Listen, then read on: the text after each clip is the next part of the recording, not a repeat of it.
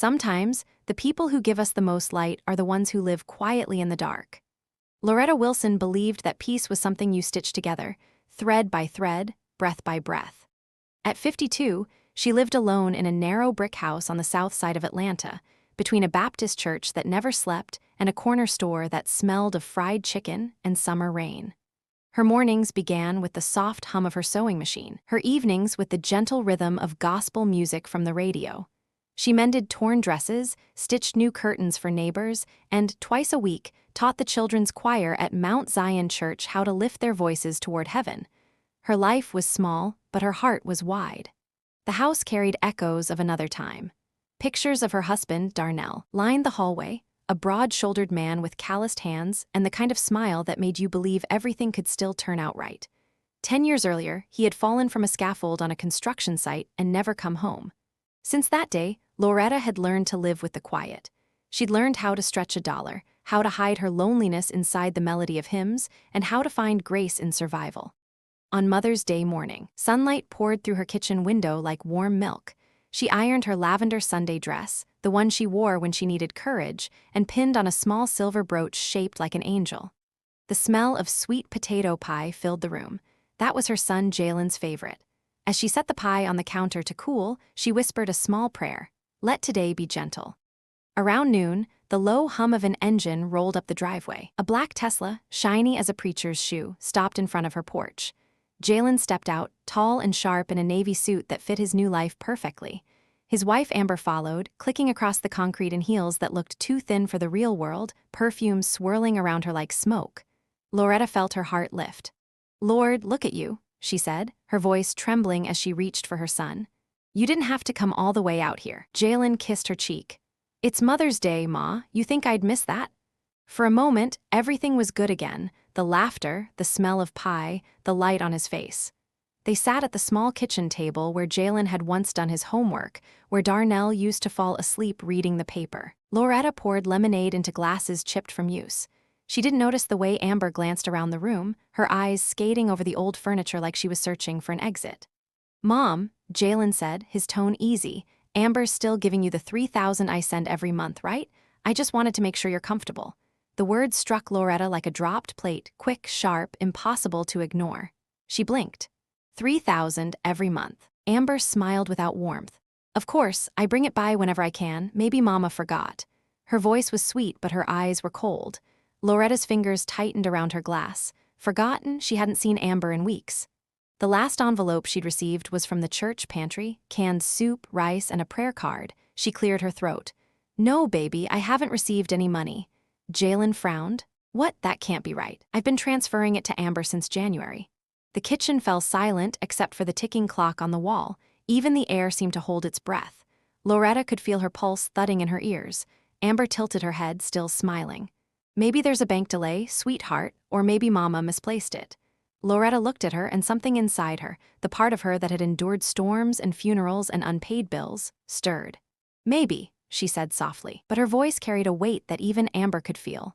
They finished lunch in forced cheer. Jalen complimented the pie, Amber complimented the curtains. When they left, Jalen hugged her tightly, promising to visit again soon. The Tesla rolled away, leaving the smell of gasoline and perfume behind. Loretta stood at the doorway long after they disappeared. The sun slipped behind a passing cloud, and the house grew dim. She turned back inside, washed the dishes, wiped the counter, and listened to the hollow, quiet settle around her. $3,000 a month, 8 months, $24,000. Enough to fix the leaking roof, buy new shoes, maybe take a trip to Savannah to see the ocean again. Instead, she'd been counting coupons and thanking God for donated bread. She laughed once, a brittle sound that startled even her. Then she pressed a hand against her chest, feeling the slow, stubborn beat of her heart. That evening, as dusk painted the walls in gold and gray, Loretta sat at her sewing table. The hum of the old singer filled the room, but her mind was elsewhere, at the bank, at the lies that hung between her and her son. She reached for her notebook, the one with grocery lists and hymn titles scribbled across the pages and opened to a clean sheet. With careful, deliberate strokes, she wrote, "Find the truth." Then beneath it, "Don't trust fake smiles." She closed the book and rested her hand on the cover. Outside, cicadas sang their endless summer song. Somewhere in the distance, a train wailed, a lonely sound like a reminder that life keeps moving whether you're ready or not. Loretta looked around her small home, the patched curtains, the second-hand clock, the empty chair where her husband used to sit, and whispered, "You raised a good man, Loretta. Don't let anyone take that from you." The room was dark now, but it no longer frightened her. Darkness, she thought, wasn't always the absence of light. Sometimes it was where strength learned to breathe. She turned off the lamp, the click echoing through the stillness, and in that soft hush she felt something she hadn't felt in a long while, not fear, not sorrow, but resolve. Tomorrow she would start asking questions, and this time she wouldn't stop until the answers came. The night passed with the heavy stillness that only old houses know, the kind where the walls remember every voice that ever echoed through them. Loretta lay awake, the ceiling above her a pale gray wash in the dark, her hands folded gently over her chest. Sleep did not come, only thoughts turning over like laundry in a slow cycle. She thought of Jalen, of the way his brow furrowed when she told him she hadn't received the money. She thought of Amber's smile, that rehearsed little thing, polite and poisonous at once. And she thought, too, of the $3,000, not the money itself but what it stood for: care, trust, love shown in action. At sunrise, Loretta pulled back the thin curtains and let in the Georgia light. She brewed her coffee strong and bitter, just the way Darnell used to like it. The pot hissed, the floor creaked beneath her feet, and outside the world turned again.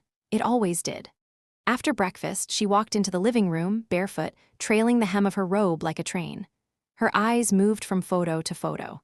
There was Jalen at 5, front teeth missing, holding a wooden spoon like a microphone at the church talent show. There he was again at 17, standing next to a beat-up Chevy they'd bought with 3 tax returns and a whole lot of prayer. And there, her favorite, Jalen asleep on Darnell's chest, both of them covered in sawdust and dreams. She pressed her palm to the frame. "I raised a good boy," she whispered. "Didn't I?" In the stillness that followed, there was no answer, only the creaking sound of the old house settling into the truth she was still too afraid to name. Loretta turned from the wall and made her way to the linen closet. She reached behind a stack of towels and pulled out a shoebox. Inside, it were bank statements, utility bills, tithing records, and notes from church, her whole financial life, stacked in reverse order, like layers of sediment in the soil of her survival. She wasn't disorganized. She wasn't forgetful. She'd balanced books for the church's youth choir for 10 years, managed her own checkbook to the penny since before Jalen was born. If $3,000 had come through even once, she'd have known. Loretta spread the papers across the kitchen table, lining them up by date. Her fingers moved slowly, deliberately, like she was preparing communion. January, February, March. Nothing. Only the $128 she got from Social Security, the $61 she earned from sewing dresses for Mrs. Coates and the Patterson girls. No transfers, no deposits from her son. She reached for her notebook again and wrote the dates in bold ink. Her hands were steady. Underneath, she added a single word: missing. Then she sat back and closed her eyes. The silence in the room wrapped around her like an old sweater, worn thin but still holding warmth. She didn't want to believe it. Didn't want to accept that someone had taken what was never theirs to touch. That Amber, so soft-spoken, so poised, could lie with her lips pressed against a wine glass and her nails polished in sins. It wasn't just the lie that stung. It was the erasure. The quiet, deliberate forgetting of a mother's worth. To let her sit in a cold kitchen, wondering if she'd have to sell her sewing machine just to pay the heating bill, all while pretending everything was fine. The betrayal was a blade, not fast, not sudden, but slow and dull and relentless. Later that afternoon, Loretta took her purse and walked the 6 blocks to the church. It was Monday, the building quiet, except for the low hum of the janitor's radio and the smell of lemon oil on the pews. She slipped into her usual spot in the 3rd row, the one with the hymn book she liked best, pages soft from her touch. Reverend Carter spotted her from the back and came to sit beside her, his large hands folded on his lap. He didn't speak at first, just sat in silence, the kind Loretta appreciated. "I need to ask you something," she said finally, her voice low. "Of course, Miss Loretta. If someone lies to you, someone close, do you wait on the Lord? Or do you go get the truth yourself?" He tilted his head, thoughtful. "The Lord gives us discernment, but sometimes he also gives us legs for walking and eyes for reading fine print." She gave a faint smile. "Then maybe it's time I put both to use." He didn't ask for details. He simply laid a hand over hers and said, "When you're ready, the truth will rise. It always does." She stayed in that pew a while after he left, watching dust float in the golden afternoon light. In that stillness, she didn't feel helpless. She felt anchored, like a tree whose roots reached deeper than anyone thought. That night, back home, Loretta gathered every document she had and placed them into a manila folder. She labeled it in neat cursive, Wilson Household Q1 Q2, not because she needed to, but because it gave her comfort, order in the face of chaos. She added a second folder. This one she left blank. It would hold whatever she discovered next. She turned on the porch light, though no one ever visited this late. Then she sat at the kitchen table and began to sew, not because she had an order, but because it steadied her breathing. Fabric passed beneath the needle. Thread danced through the machine. Her hands, weathered and sure, moved as if they knew the way forward better than her heart did. Outside, a soft rain began to fall. Not enough to shake the trees, just enough to remind the earth it was still loved. Inside, a mother in the shadows began to gather her light. The morning air was cooler than expected for a Georgia spring. Loretta stepped out on her porch with a warm cup of tea in one hand and her notebook tucked beneath the other. The sun filtered through the sycamores across the street, casting delicate shadows across the railing where she'd once leaned to wave goodbye to Jalen heading off to college. She sipped slowly, letting the heat settle into her chest, trying to steady the thrum of unease that had been growing since Sunday. The question had already taken root in her mind, and like most things planted in fertile soil, it was beginning to grow. Too many things didn't add up. The missing money, Amber's too smooth answers, Jalen's confusion. Loretta had learned long ago that when something felt off, it usually was. After finishing her tea, she gathered her things and headed out. She didn't drive anymore, hadn't since the old Buick finally gave out. But the First Southern Bank branch was only 5 blocks down, just past the pharmacy and the laundromat where she used to take Jalen's basketball uniforms. Inside the bank, cool air and fluorescent lights greeted her. She approached the first open window where a young teller named Corey, who always greeted her with a respectful MS. Wilson, smiled kindly. "How can I help you today?" Loretta set her passbook down, smoothing it with her palm. "I'd like to check if there have been any deposits made into my account recently from my son, Jalen Wilson. He said he's been sending money and, well, I haven't seen any." Corey typed quietly, his brows furrowing as he looked at the screen. Loretta watched his face, not the monitor. "I see only regular deposits from Social Security," he said gently. "Nothing else. Nothing from a Jalen Wilson, not in the past year." Loretta nodded once. She didn't ask again, didn't cry. She simply took the passbook and said, "Thank you, Corey, you've been helpful." Outside, the sun had grown brighter. She stood on the sidewalk for a moment, hand shielding her eyes, heart sinking like a stone into water. No deposits, no mistake. Jalen had been sending money, but not to her. She walked slowly back toward home, her thoughts unraveling into silent threads. Her feet knew the route. Her mind wandered elsewhere. How had Amber done it? Had she opened a separate account in Loretta's name? Used some document, some clever trick to impersonate her? Loretta's name wasn't exactly rare, but it wasn't like Amber didn't have access to her address, her birth date, even her old driver's license sitting in a drawer near the front door. The realization stung, not just that Amber had stolen from her, but that she had used Loretta's own life as the tool to do it. By the time she returned home, Loretta felt tired in her bones. Not the kind of tired sleep could fix, but the weight that comes from being betrayed in silence. She boiled water for a second cup of tea, set it on the table, then pulled out her folder. She wrote a new entry in her notebook. March 28. Bank confirms, no deposits from Jalen Wilson, no records since last year. Begin investigating, possible fraudulent account. Then she paused and on the next line in careful cursive wrote, "I know what I remember, and memory is proof enough to start."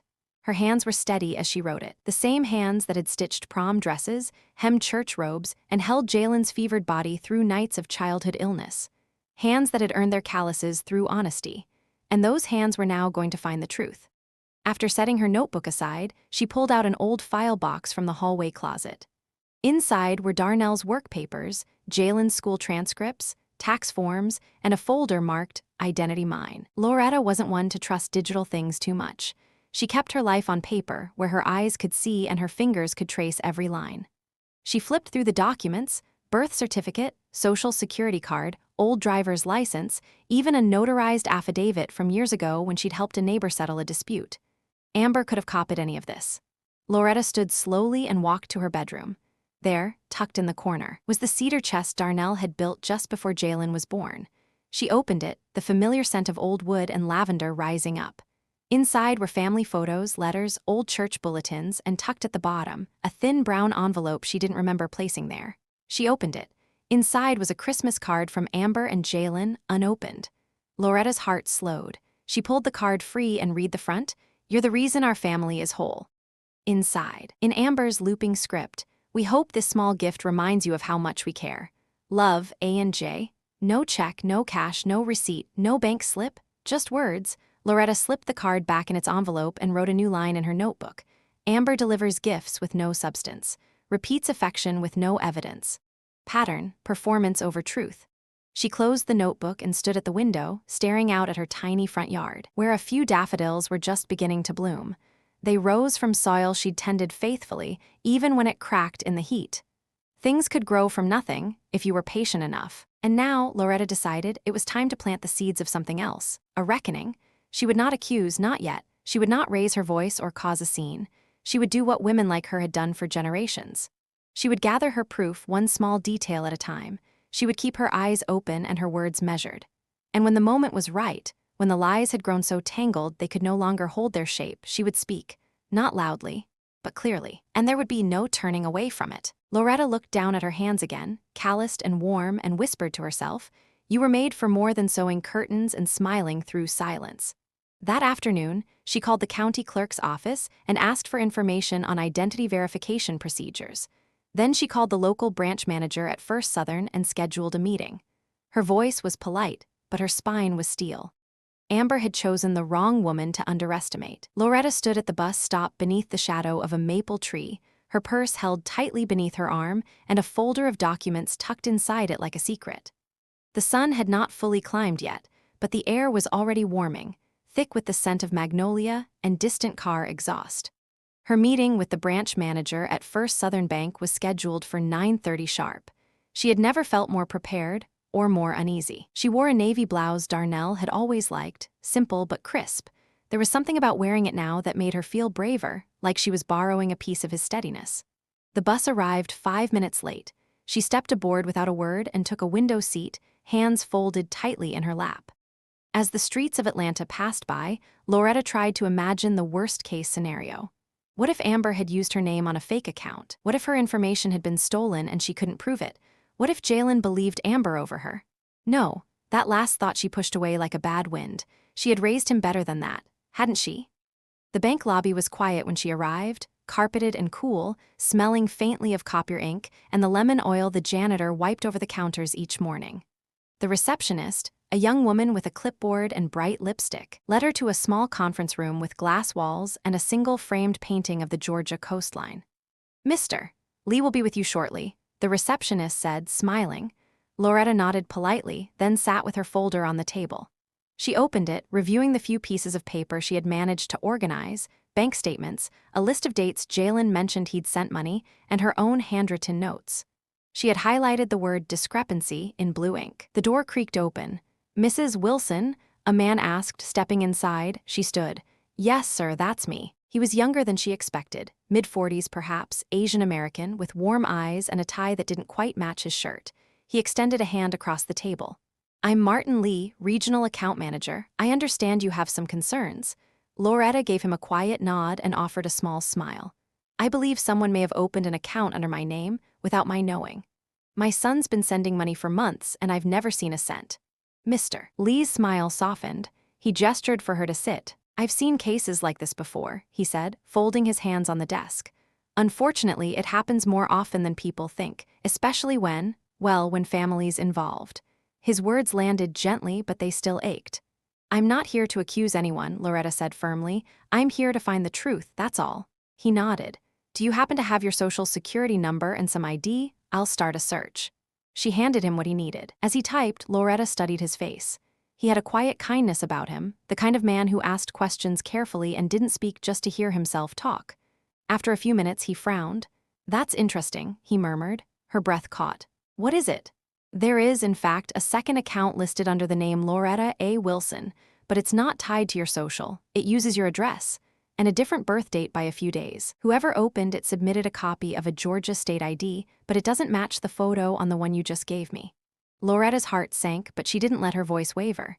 "Is that account active?" Mr. Lee nodded. "Yes, there have been multiple deposits over the past 8 months, exactly $3,000 each time. The last one was just last week." She closed her eyes for a moment, a storm settling behind her ribs. She opened them slowly. "Steady, can you print me a summary?" I can't legally release details for an account not confirmed to be yours, even if it's under your name, he said, clearly torn. But I can flag it for fraud review, and, he hesitated. Off the record, I can tell you that something here doesn't sit right. If you get a police report or speak with a lawyer, we'll be able to move faster. She nodded. I understand. He leaned forward slightly, lowering his voice. Mrs. Wilson, I believe you. Most people wouldn't have even caught this. If it was me, I'd gather as much documentation as I could, timeline statements, your son's confirmations, and take it to someone who can push this forward legally. Loretta smiled faintly. I know just the person. She stood and gathered her things, her hands calmer now. Mr. Lee handed her a printed confirmation that a fraud review had been initiated.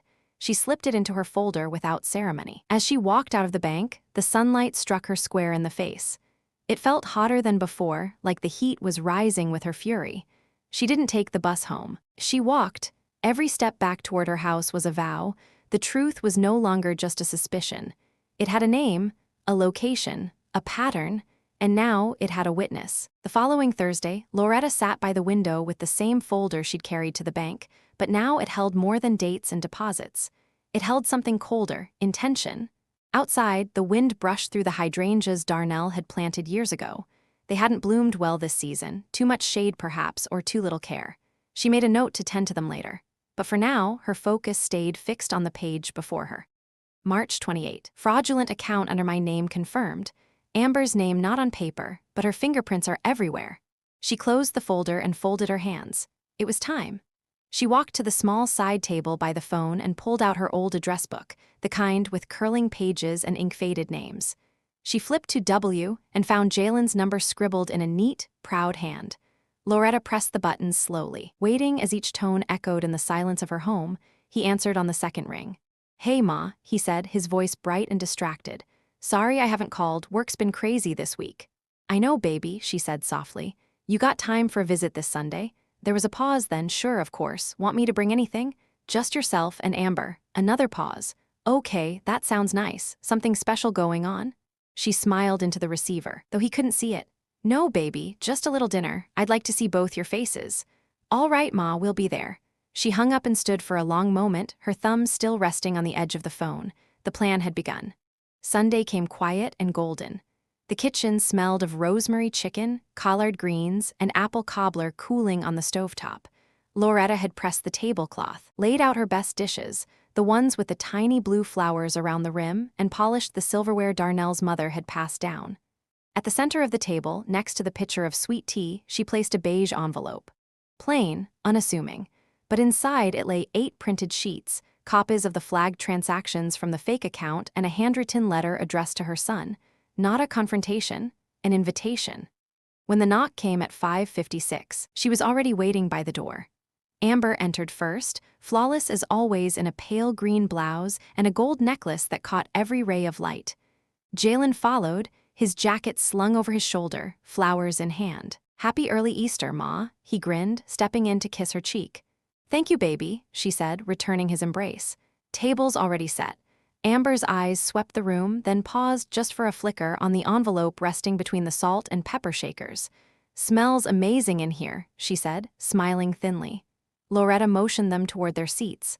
I hope you brought your appetites. They talked through dinner, weather, traffic, the new promotion Jalen had just received. Amber spoke of her charity events and shopping errands, of how exhausting it all was. Loretta nodded, smiled when needed, but said little. She was watching.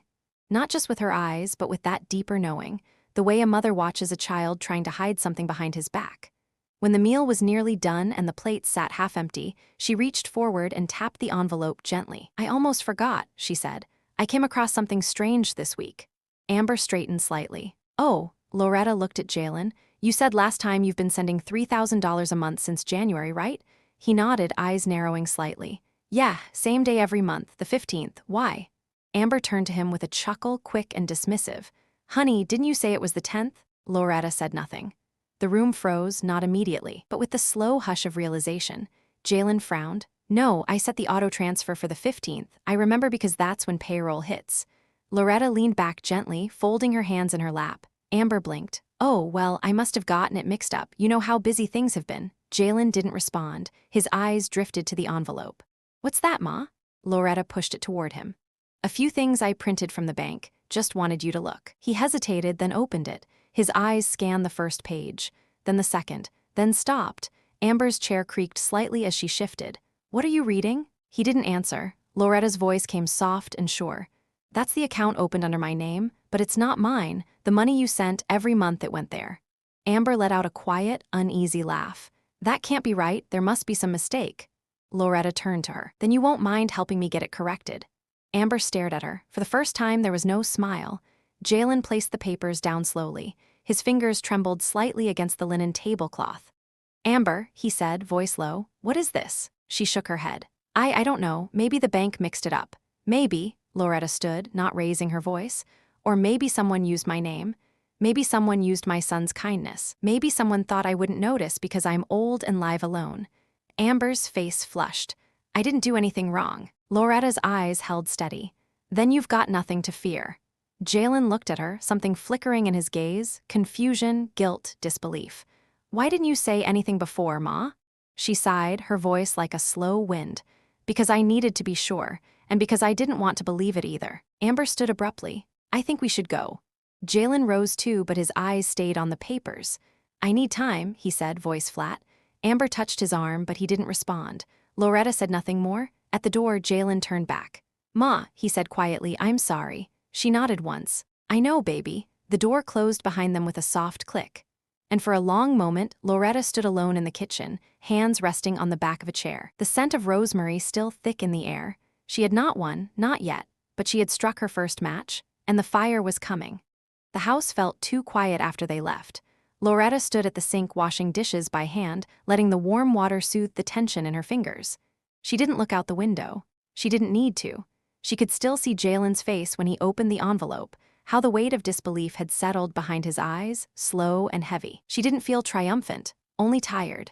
The trap hadn't been a punishment, it had been a mirror, and now her son had to decide whether to keep staring into it or turn away. She dried the last dish and placed it gently in the rack, then returned to her notebook where she wrote in a clean, measured hand, April 2. Dinner. Jalen confronted with account discrepancies.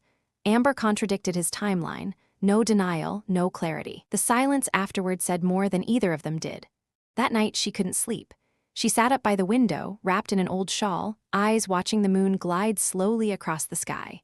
It reminded her of the nights after Darnell passed, those long, shapeless hours where grief curled around her like smoke. Only this time, the ache wasn't for a husband lost, but for a son caught between love and truth. 2 days later, Jalen called. Not Amber, just Jalen. His voice sounded tight, like he hadn't slept either. Ma, he said, can I come by? Of course, baby, she replied, as if she hadn't been waiting for that exact question. He arrived within the hour, no jacket, just a wrinkled shirt and tired eyes. He kissed her on the cheek like always, but the warmth wasn't there. He sat down at the table without being asked. Loretta poured coffee without a word, her movements slow and familiar. I checked the transfers, he said after a long pause. They were going to an account labeled with your name, but it's not your number, it's another account, set up months ago. She nodded. I confronted Amber last night. Loretta raised her eyes. And? She denied it, said maybe it was the bank's mistake, said she'd look into it. Loretta waited. Jalen rubbed his face with both hands. But Ma, I found her name on the secondary access for the account. And when I asked again, really asked, she got defensive, said I was choosing you over her, that I never trusted her. His voice cracked. But how can I trust someone who lies to my mother? Loretta's heart ached, not with bitterness, but with that quiet pain a mother knows when her child finally sees the world for what it is. The kind of pain you feel when you want to protect them, but life gets there first. She reached across the table and touched his hand. You didn't know, she said. I should have, he whispered. I thought I was helping you. All this time, I thought I was doing something good. You were, she said softly. Your heart was good. The mistake wasn't in giving, it was in not seeing where it went. He nodded, but his eyes were glassy. He pulled a crumpled paper from his pocket, a printout smeared and creased. I went to my company's finance department, he said. Had them trace all the personal transfers. Amber listed them as family maintenance support in our internal notes. Loretta blinked. She logged it through your job? Jalen nodded. And worse, she used the company credit card. I checked the statements. Spa visits, boutique shopping, airline tickets, a lease on a new car. Loretta leaned back in her chair. The betrayal had layers like sediment settling in a lake. I'm sorry, Ma, he said, voice almost a whisper. She shook her head. Don't be sorry, be awake. He looked at her like a boy again. I don't know what to do. Loretta stood, walked to her sewing table in the corner, and returned with a small wooden box. She opened it carefully, like revealing a sacred thing, and took out a faded envelope. Inside was a letter, one she'd written to herself after Darnell died. It was yellowed at the edges, but the words were sharp. She handed it to him. He unfolded it slowly. When people break you, don't wait for them to fix it. Stand, stitch yourself whole, even if your hands are shaking. He looked up. She smiled faintly. I wrote that the night after your daddy passed. Thought I'd never be strong again. But I stitched myself whole. He held the letter tightly in both hands. I can't stay with her, he said. I know that now. You don't have to decide today, Loretta said gently. But you do have to stop pretending. That's the first step. They sat in silence for a while, the kind of silence that doesn't demand to be filled. Before he left, she handed him a folder. What's this? He asked. Receipts, she said. The real kind. Inside were copies of everything she'd collected. Statements, dates, notes. Evidence, not vengeance. Just truth bound neatly in order. Take it, she said. Use it how you need, but whatever you do, don't lose yourself trying to protect someone who's been stealing from us both. He nodded. There was no anger in his face anymore, just the exhaustion of someone waking from a long dream. I love you, Ma. I know, she said. I love you too. That night, Loretta didn't write in her notebook. She sat instead with a quiet peace, not because things were fixed, but because the fog had begun to lift. The damage was real, the betrayal deep, but so was the healing that now had room to begin. The truth wasn't just coming, it had arrived. The next morning, Loretta rose before the sun. The world outside was still a shade of indigo, the birds not yet awake. She stood at her kitchen window, the sky a bruise of dawn, and let the steam from her tea rise gently into her face. It had been years since she felt this kind of stillness, not the silence of loneliness, but the kind that comes just before a storm breaks. Her folder now sat heavier on the table, not because it held more pages, but because each page now had meaning. Her son had seen it, had begun at last to believe what she already knew. Still, belief alone would not set things right. She needed action. At 8:15 sharp, she walked to the church and found Reverend Carter in his office, sorting hymnals. He looked up as she entered, his face lined with concern and familiarity. Loretta, he said, standing, I've been praying for you. She smiled faintly. That's why I'm here. They sat and she told him everything. Not just about the fake account or the stolen money, but about the quiet erosion, the kind that happens not with fists, but with forged papers and soft-spoken lies. When she finished, Reverend Carter sat back in his chair and exhaled slowly. You know, he said, sometimes the Lord doesn't thunder. Sometimes he just whispers until you can't ignore him anymore. I think he's been whispering for 8 months, Loretta said. He nodded. What are you planning to do? I need to speak to someone who can move this forward, someone who knows how these things work. The Reverend thought for a moment, then reached into his drawer and pulled out a business card. Her name is Amelia Rowe. She's a friend of my niece, attorney, used to work financial fraud cases for the county before she opened her own practice. Loretta took the card and studied the name. The edges were slightly worn, sign of a person who worked more than they advertised. She trustworthy. With her life, he said, and she doesn't charge mothers trying to do right. Later that afternoon, Loretta stepped into a quiet office building on the east side, where the elevators still chimed like they were surprised to be needed. Amelia's office was small but tidy, sunlight spilling across bookshelves filled with binders and framed certificates. Amelia herself was in her 40s, with tightly coiled hair pulled back, reading glasses pushed to the tip of her nose. She stood when Loretta entered, reaching out her hand firmly. You must be Mrs. Wilson, she said. Reverend Carter told me you'd come. Loretta sat across from her and placed the folder on the desk. She didn't speak for a moment, letting the weight of it settle in the room. Then she opened it. As Amelia flipped through the documents, her expression shifted. Calm at first, then focused, then taut with something close to anger. Fake account, she said, tapping the page. Fraudulent use of identity. Rerouting funds intended for elder care support. Unauthorized use of a corporate card tied to your son's employer. Loretta nodded. I have notes, she said. Dates, receipts, voice memos from memory, even the envelope they lied about. Amelia leaned back and crossed her arms. I've seen a lot of these cases, she said, but I've never seen someone bring me the whole truth in such perfect order. You've done most of the work already. I kept records for 3 different choirs over 20 years, Loretta said softly. I know how to track a ledger. They both smiled briefly.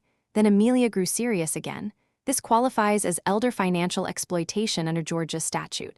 I can file on your behalf, request a full investigation, and freeze the account if the court agrees. But it's going to get loud.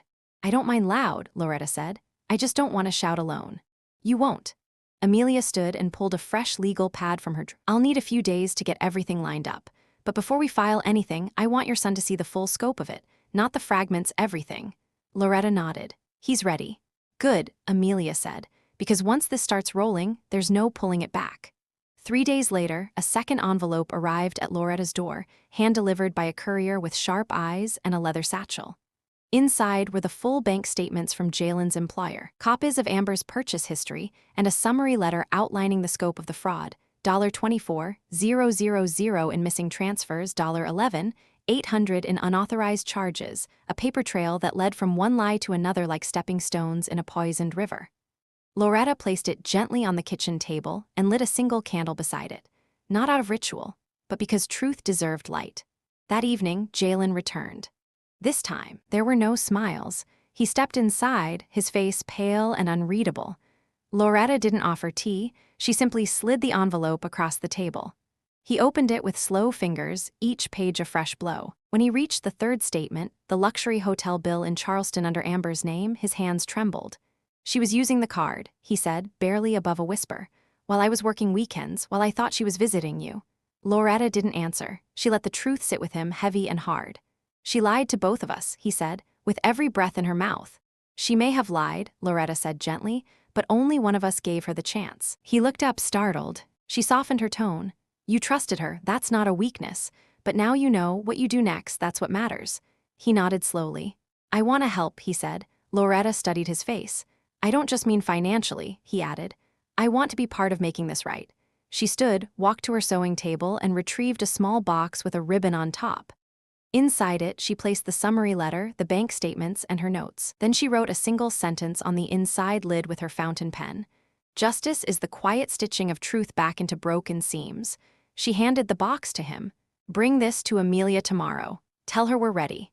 Jalen nodded. He took the box in both hands like it held something sacred.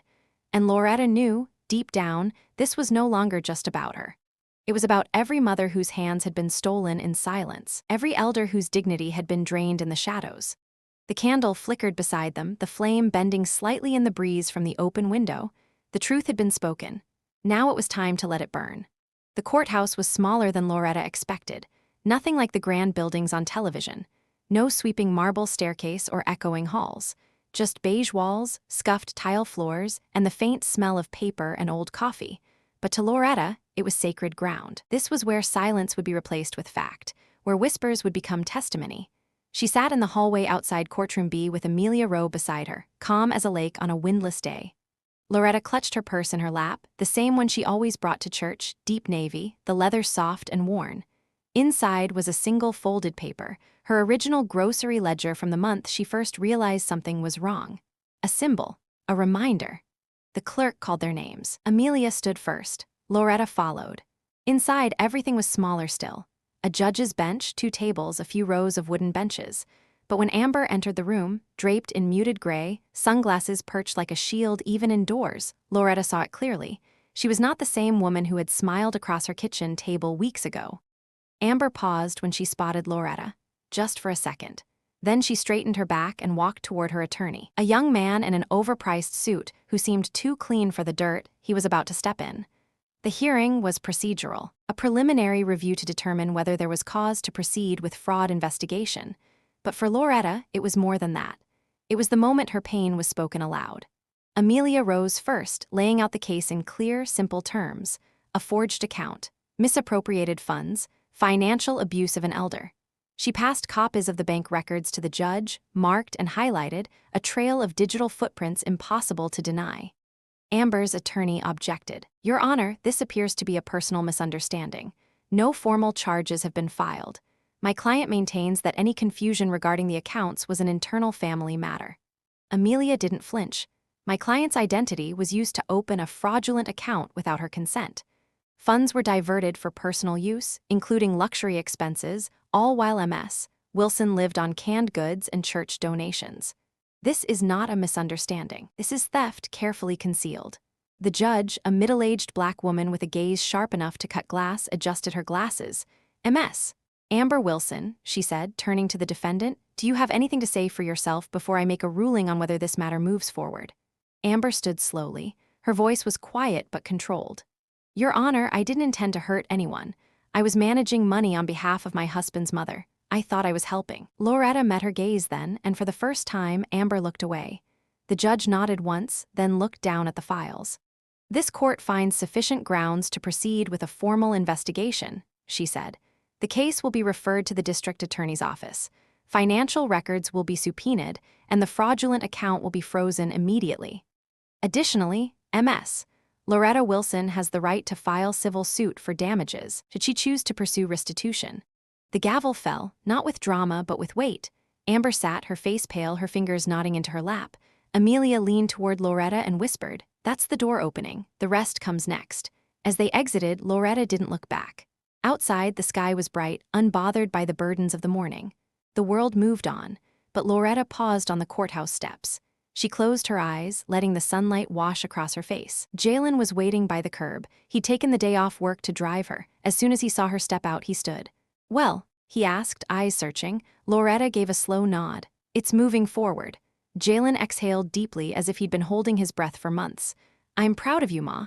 She smiled softly. "You don't have to be, just don't forget what this cost." "I won't," he said.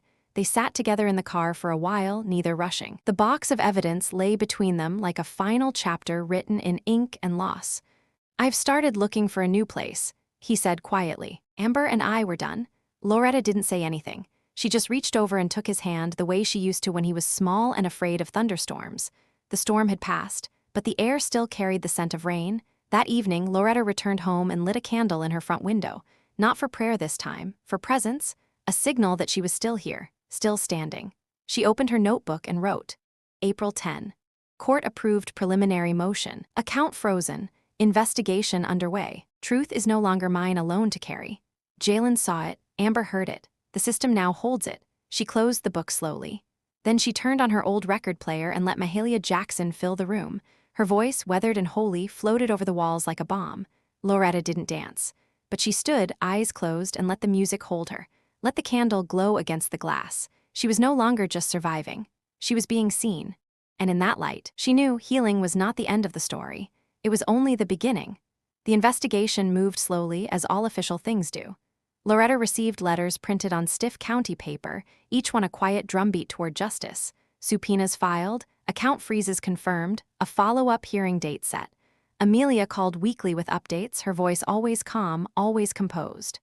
Amber's attorney is trying to negotiate, she said one morning. They're asking if you'd consider dropping charges in exchange for repayment. Loretta didn't hesitate. No, she said softly. Let the truth finish what it started. Amelia didn't press further. She knew.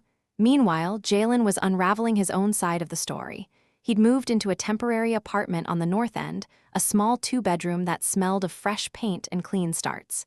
He came by twice a week now, sometimes with groceries, sometimes with nothing but silence and a willingness to sit beside his mother while she hemmed choir robes. I've started therapy, he said one afternoon out of nowhere. Loretta looked up from her stitching. That's good, baby. I need to understand how I missed so much, how I let her lie to me for so long. She didn't answer immediately. She didn't need to. Some truths are meant to sit in the air like warm steam, softening the walls around a heart. Wasn't blindness, she said finally. It was hope, and love sometimes makes a poor pair of glasses. He smiled at that, a tired, grateful smile. By mid-April, Amber had gone quiet, no calls, no emails. Her social media profiles vanished like a ghost pulling down her own portrait. Loretta had no desire to follow her movements, but Amelia kept her informed. She's withdrawn from her charity board. There's talk of an audit at her job. A lot of whispers, but no defenses. That's what happens when lies start eating their own tail, Loretta said. But the moment that struck deepest came on a rainy Wednesday morning, in the form of a cream-colored envelope slid through Loretta's mail slot. It had no return address. Just her name, written in a hand she hadn't seen in over 3 decades. She stared at it a long time before opening it. Inside was a letter. Loretta, I know I don't deserve your time, but I heard about the court filings through someone at the county office, and when I realized it was you, I needed to write. I am your sister, even if we've lived like we weren't. I know we haven't spoken since Mama died, and most days I thought that was how it would stay. But hearing what's happened, what Amber did, it made me think about all the ways we both kept quiet when we should have spoken. I'm sorry I left you alone to raise Jalen. I'm sorry I didn't show up after Darnell passed. I thought you didn't want me. Maybe I was wrong. Maybe we were both waiting on each other to say something first. If you can find it in your heart, I'd like to see you. No expectations. Just tea and time. I live in Augusta now. If you write back, I'll come to you, or I'll wait for your letter if you prefer that too. Love, Clarice. Loretta's hands trembled as she folded the letter. She hadn't spoken her sister's name aloud in 20 years. Clarice. The last time they saw each other was at their mother's funeral, words cut sharp, anger left unresolved. A silence that hardened into absence. And yet here she was again, rising from the ashes of another kind of betrayal. Loretta placed the letter beside her teacup and stared out the rain-washed window.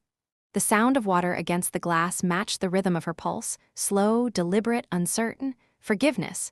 It wasn't a word she used lightly. But lately, she had come to understand that survival wasn't just about strength. It was also about release, and healing didn't always come through justice. Sometimes, it came through letters written with shaking hands. That evening, Loretta wrote 2 things in her notebook. April 17. Amber's silence confirms more than her words ever did. The DA is moving forward. Her world is shrinking now, not because of vengeance, but because of truth. Then, on the next line, Clarice wrote, after all these years, there is a new kind of wound I didn't know was still open, but maybe it's ready to close. She stared at the words for a long time. Then she closed the notebook, walked to her writing desk, and pulled out a fresh envelope. She began with 2 words. Dear Clarice, the day of the final hearing arrived beneath a gray sky, swollen with the threat of rain. Loretta stood before her mirror in the bedroom, buttoning the pearl collar of her black blouse, the same one she wore to Darnell's funeral. Not because she was mourning, but because she knew something was about to end. This wasn't a funeral, but it wasn't a celebration either. It was a reckoning. Outside, Jalen waited in the car. He had offered to drive without asking this time. It had become their quiet rhythm, no more convincing, no more persuading. Just support. Solid and steady, like roots under a storm. They rode in silence, not awkward, not heavy, just still. The courtroom was colder than Loretta remembered. Amber sat at the defendant's table, her lawyer beside her, but this time she looked different. Smaller, not in body but in presence. The careful shine of her clothes couldn't hide the wear in her posture. Her eyes looked past people now instead of through them. When the judge entered, the room shifted into that strange tension where breath holds itself. Loretta kept her spine straight and her hands folded in her lap. Amelia rose first. Your Honor, we stand here today not just to address financial harm, but the deeper betrayal of trust between family members. The documents provided clearly show 8 months of deliberate misdirection and exploitation, resulting in over $35,000 in misappropriated funds and emotional harm to Ms. Wilson. Amber's lawyer responded with a softer approach. Your Honor, my client acknowledges the mismanagement and regrets the breakdown in family communication. She has expressed willingness to repay the funds and avoid further burdening the legal system. Loretta felt her jaw tighten. Mismanagement, as if this had been a misplaced file, not a stolen life. The judge looked over her glasses, expression firm but thoughtful. Ms. Amber Wilson, this court has reviewed the evidence presented. Forged financial records, misappropriated funds, and unauthorized use of a dependent's financial identity. While you have not been criminally charged at this stage, civil responsibility remains clear. Amber bowed her head slightly. She said nothing. I hereby rule that restitution in the full amount of $35,800 is to be paid to Ms. Loretta Wilson within 90 days. Failure to do so will result in further legal escalation. Additionally, you are required to provide a formal written apology as part of this ruling, acknowledging misuse and deception. The gavel came down, 1 strike, soft but final. Outside, Loretta didn't speak until they were halfway back to the house. She didn't even look at me, she said. She couldn't, Jalen replied. They pulled into the driveway as the first drops of rain began to fall. A soft drizzle, like the world was exhaling. Jalen turned off the engine and reached for her hand. You did it, Ma. Loretta nodded, but something in her chest still felt unsettled, not unfinished, but unsatisfied. Justice had come, but healing wasn't a court order. It was a choice. Later that week, a plain manila envelope arrived in her mailbox, postmarked and sealed from Amber's attorney. Loretta opened it on the porch, her tea cooling beside her. Inside was a check for the full amount, and beneath it, a single-page letter. Loretta, there are no words that will make up for what I did. But I'm writing this not for forgiveness, just for the record. I lied. I saw your quiet, your dignity, and I mistook it for weakness.